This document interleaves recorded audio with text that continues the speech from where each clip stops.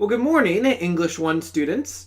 By now you are through the Telemachia, or the name that is sometimes given to the first 4 books of the Odyssey. All right. Tomorrow, when we have our live class session, we're going to be talking about Telemach, his journey here, not just his physical journey, but also his metaphorical journey toward adulthood.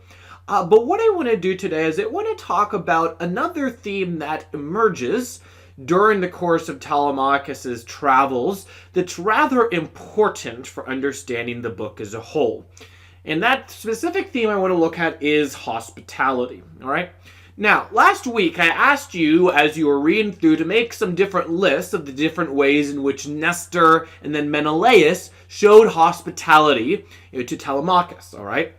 And as you were listening through the Odyssey, if you were writing down all the things you found, you probably realized that there were a lot of things that both Nestor and Menelaus did to show hospitality to Telemachus. Both of them are very hospitable people, right? Not only do they throw him a feast, give him a place to stay, but they give him gifts, they treat him well. It's hard to imagine them being more hospitable than they actually are, right? They break everything out for this stranger, okay? And, for those of us today, this might strike us as odd. After all, they do this before they even know who he is, right? This could be some bum off the street, and yet they're treating Telemachus like he's royalty in the way they're treating him, right? And so that that raises a question: why do Nestor and Menelaus show such extravagant hospitality to Telemachus? Well, in order to understand this, we need to understand something about the Greek understanding of hospitality, because Greeks viewed hospitality different than we do today, all right? Now, the word in Greek for hospitality is the word Xenia, all right? That's spelled Xenia, okay? Hospitality, okay? And, perhaps a more literal translation of the term would be to say that Xenia is guest friendship. All right, it's having friendship with your guests, all right? And this was a very important subject in ancient Greece, all right? Etymologically, Xenia, the word for hospitality, is related to the Greek word xenos, that's Xenos, which is a word that we get to the English word xenophobe from, right? And what does it mean if someone's called a xenophobe? Well, it means that they are afraid or don't like strangers, okay? Sometimes this word is bandied around in immigration debates, okay? All right. But I want you to notice the etymological connection, right? Because today, if you're showing hospitality to someone, my guess is that the last time your family showed hospitality to someone, it was either to a family member or a friend, or you didn't invite a random guy off the streets of Mount Airy, that you never knew before, to come to your family and have dinner with you. That's what I'm guessing, at the very least. Okay. When we tend to think about hospitality, we think about hospitality as something that we show our friends or our family, right? But this is why the etymological root is rather important, because what can we see? Well, hospitality in ancient Greece was intrinsically linked to strangers, right? Hospitality in ancient Greece was not a matter of let's show hospitality to our friends and family. No. Hospitality in ancient Greece was let's show hospitality to the random stranger who just shows up from the sea one day, and let's feed them well, let's give them a place to stay, let's give them gifts, and let's be courteous, right? This is very different from the way we view hospitality today, right? If a random guy showed up to your door tonight, and you didn't know anything about him, well, at one, you probably wouldn't, let him into your house, particularly with the coronavirus going around. But second, you certainly wouldn't let him in until, maybe the only way you'd let him in is if you asked him a lot of questions to figure out who exactly he was, if he was truly someone in need and your family decided to help him, okay? But this is what the Greeks, but the Greeks thought it was important to help someone no matter who they were without knowing anything about them, okay? And this was so important that Zeus is sometimes known as the Xenios. That's Xenios. In other words, Zeus was known as the god of strangers.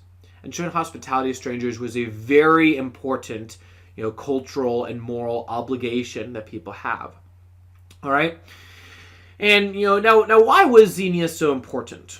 Well, there are a couple different reasons why Xenia was important. All right, one of the reasons was, as we can see this in some of the Greek myths, the Greeks had the belief that the stranger could actually be one of the gods. Okay, in fact, when we see Odysseus later this week is going to meet the Phaeacian people. When he goes to the Phaeacians, one of the reasons the Phaeacians give for helping him is they say, well, this guy looks like he might be a god, because often the gods would disguise themselves and go to people to see if they were acting morally or not. Okay, so some of the reasons was the Greeks believed these myths that sometimes some strangers were gods in disguise were going around. Okay, but I also think that some of it is also relevant to the time and place that they're in. Because if you think back to the ancient world, you don't really have hotels in the ancient world. All right, maybe if you have a really big city, you might have in big cities, you'd have inns and taverns, and that sort of thing. But if you're just going through the Greek countryside, right, and you're not near any large cities, you're going to be rather dependent on people showing hospitality to you, because as a stranger you don't have any other options, right? There's not a comfort inn every 25 miles for you to stay at. Okay, so part of the reason why Xenia is important is because you kind of need to have this kind of hospitality if you're going to have a society that travels, right? And so part of the reason you show hospitality to the random guy who shows up to your farm one night, is the same reason, is because when you're the random guy showing up to someone else's random farm that night, you'd want them to show hospitality to you as well. Okay, so Xenia was very important. This idea of hospitality. All right, and there were certain obligations that both hosts and guests had according to Xenia. All right, so what were some of the rules for Xenia in the ancient Greek culture?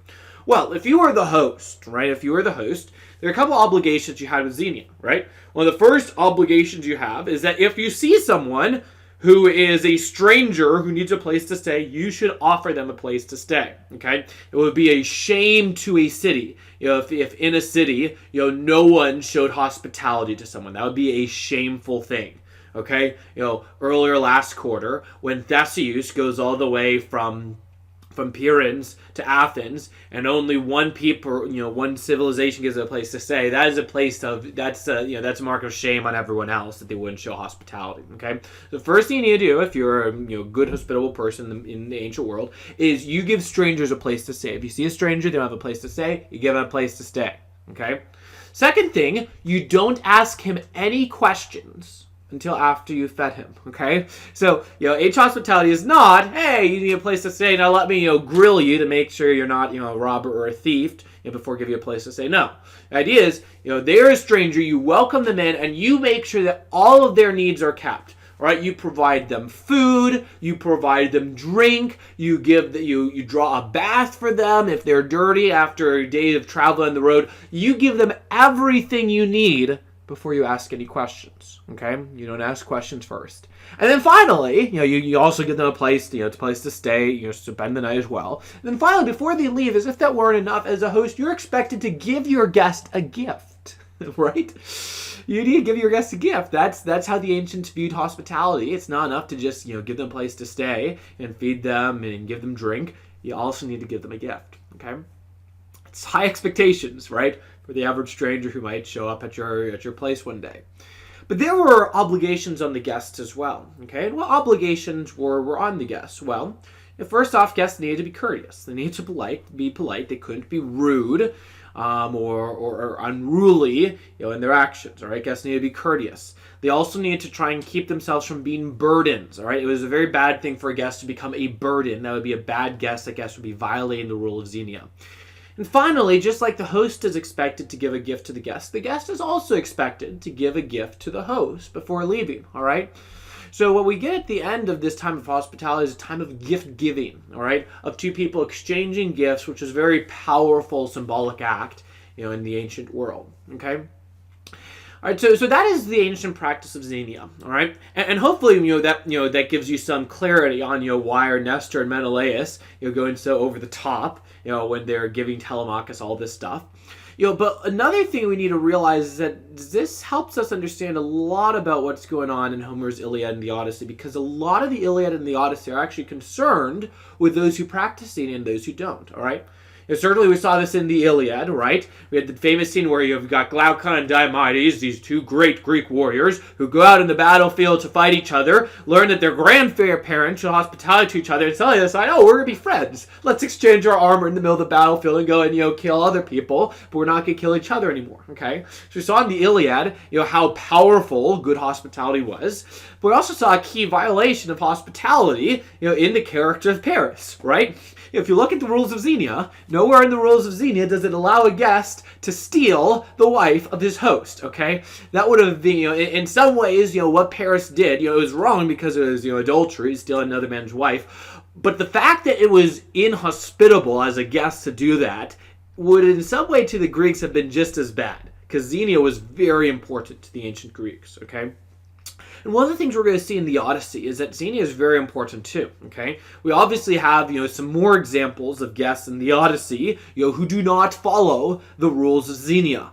I'll let you think about what's been going on in the Odyssey so far and who in the Odyssey might not be following the rules of Xenia like they should, okay? But we're also going to see this later in the book as well when Odysseus talks about his travels and everything that happened before he got to the island of Calypso, all right? Later on, and this is going to be from books 9 through 12, Odysseus is going to go back and tell us what happened. And one of the things we're going to realize is that in almost all the travels, the common theme in all of them comes down to hospitality. It's a difference between those who show hospitality to Odysseus and those who don't, okay? In some ways, Xenia, hospitality, is the key difference between the heroes and the villains in the Odyssey. Heroes are those who practice Xenia, and villains are those who violate Xenia. And in some ways, you might even say that the Odyssey is an epic about hospitality, which is an odd thing to say that you're writing a whole epic about. But the theme is so important in the Odyssey that there's a large sense in which it's true, okay? And so as you continue reading the book, and as you continue listening to the epic, I want you to pay attention to those who show and practice Xenia and those who do not practice Xenia. Because Homer wants to tell us something. He wants to tell us that those who practice Xenia are the good, the noble men we ought to trust. But that if you ever meet someone who does not practice Xenia, you ought to be very careful. Because if someone doesn't practice Xenia, what sort of a person is he?